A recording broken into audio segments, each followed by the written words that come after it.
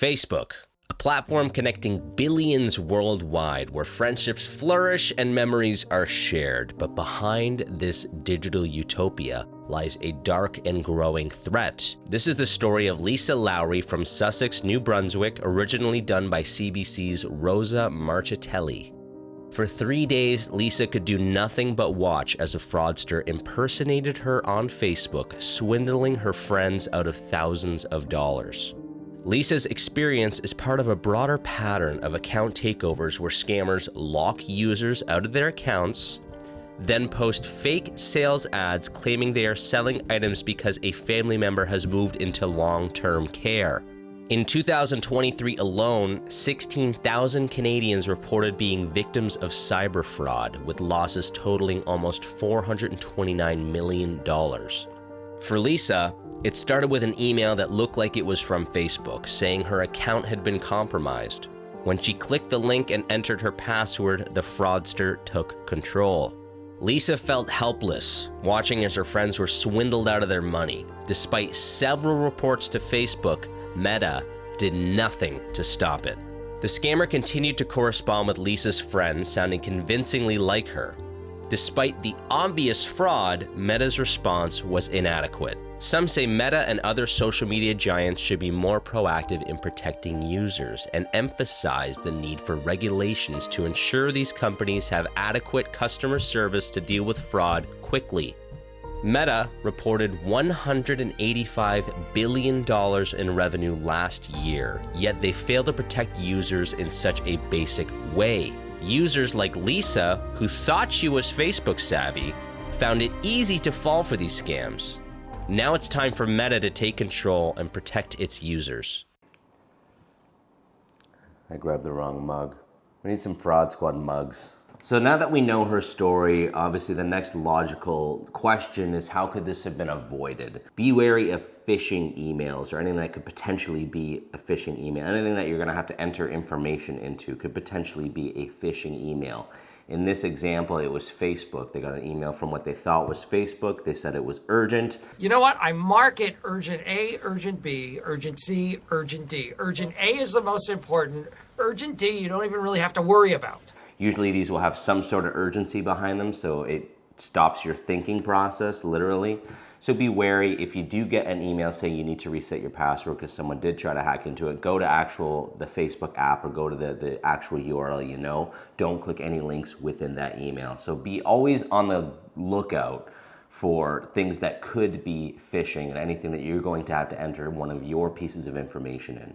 Tip number 2 is so basic, and I say this all the time, but a lot of these can be solved by the same basic principles. Use a strong password, okay? Don't make your password 123. Most places won't even accept that anymore. And don't use your Facebook password as your email password, because here's what happens. Now that they have your Facebook password, because they fished for your information, your Facebook login is your email. That's your username 99% of the time, right? And then your password, they got your password because you entered it. In this specific situation, she entered her password. So what if that was the same exact login to your email? Well, now they have access to your email.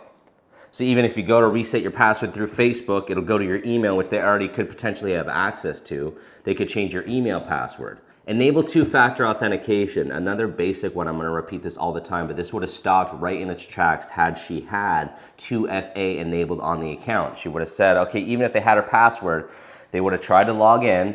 She would have got a notification that said, oh, you're trying to log in, is this you? She could click no. Or they would have got a notification saying, hey, we need your 2FA code. At that point, she would have got the code on her phone and realized someone was trying to break in and they wouldn't have had the code. It would have stopped right there. So 2FA, it would have stopped this. This never would have happened if 2FA was enabled. Number 4 is regularly review your security settings. I mean, this can mean a lot of things, but specifically, like if you haven't changed your password in a while, you should probably change your password. The odds are that it was part of a data leak. It's over 70 million, as you said, current and former AT&T customers had their personal information leaked onto the dark web. World's greatest mom. So now, if this happens to you, this happens every day, all the time to tons of people. If this happens to you, what should you do, in what order? We basically have 5 things that we want you to do if your Facebook account does get hacked like this. And the order can be a little bit tricky depending on your specific situation. So the basic order here is, number one, report the compromised account. I actually don't necessarily agree that this needs to be the first thing that you do. Based off of our research here, putting the script together, everyone says report the account first, report the account first. I'm trying to think, in that situation, is it more important for me to report it to Facebook, who really doesn't give a f***? They don't care. Look at this story, they don't care. They never even got back to her. They made $185 billion last year. With all these accounts getting hacked and compromised and all the fraud that's on Facebook, they still made $185 billion. What incentive would they have to help you with your stupid little account because you used password 123, you clicked on some stupid email? So I don't even really agree that that should be step number one.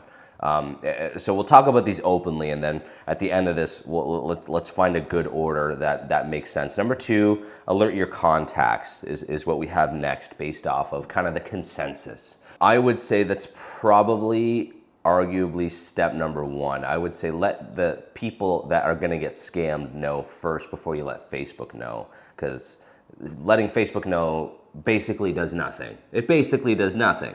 It basically does nothing. So alert your contacts. The people are actually going to get scammed. This is also why, this is a side tangent, you shouldn't have thousands of people as friends on Facebook. You don't talk to 1,000 people. You don't need thousands of friends. You don't even need hundreds of friends, okay?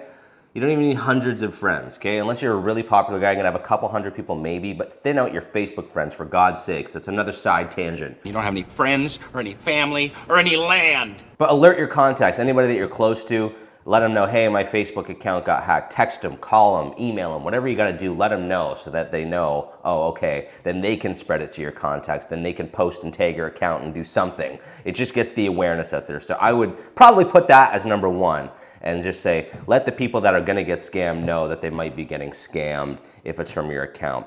Then they put number three is change your password. So here's where this gets tricky. If you have the same password as your email password, they already might have access to your email account, right? Because our Facebook user, and this is a phishing email, so it said change your password, so they already have the email, and they may have asked for her email again to confirm that that's her Facebook login, and then they have her password. Well, if it's that's your email, your real email, and it's the same password that you used for your email account, now they have access to that. So if you go to change your passwords, they could have access to the email. You see what I'm saying? We're in this loop. They could have access to the email, so they could actually change your password. If they were really smart, they would change your password to your email and try that first, right? And then when you go to change your password, you can't even use your email to help change your password, so you wouldn't even be able to do that. But then if you do change your password, they'll have access to the email, and they would basically still have access to everything, almost. So change your passwords depending on the situation, and again, side note here, make sure all your passwords are different, or for God's sake, split them up. Step 4, enable two-factor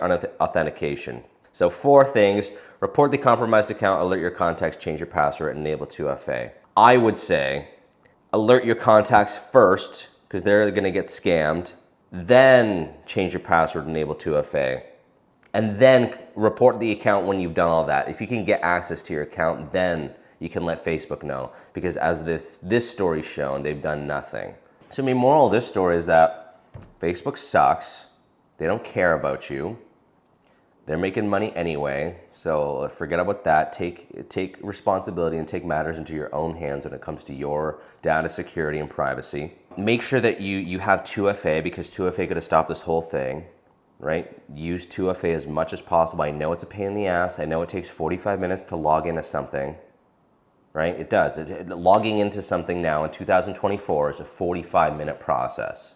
By the time you remember your password, and then you guess it, and then you put the password in, there's 2FA, then you gotta wait for the text, then enter that back in, but all that had expired, and then you gotta wait for this code, and then, oh God, linking something to your TV, and you do it on the remote, and then get a text, and then enter this, and then that expired because the server doesn't respond in time. Logging into something it's 45 minutes, but that's what it is now, okay? Just accept in your life that logging into any account is a 45-minute process. I'm not happy that it takes 45 minutes to log into Facebook, to reply to my aunt that sells handmade wine bottles with funny sayings on them.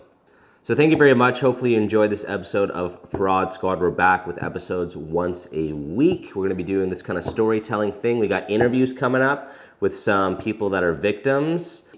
Next episode we are doing comes out next week, next Friday.